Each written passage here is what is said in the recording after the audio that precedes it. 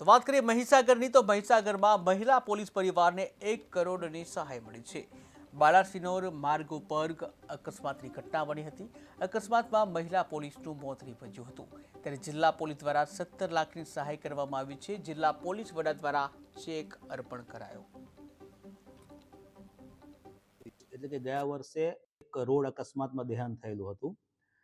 એટલે પોલીસ ખાતા તરફથી એમને જુદા જુદા હેડમાં અંદાજે 17 લાખ જેટલી સહાય આપવામાં આવી હતી. આ ઉપરાંત એમનું બેંક એકાઉન્ટ એક્સિસ બેંકમાં હતું.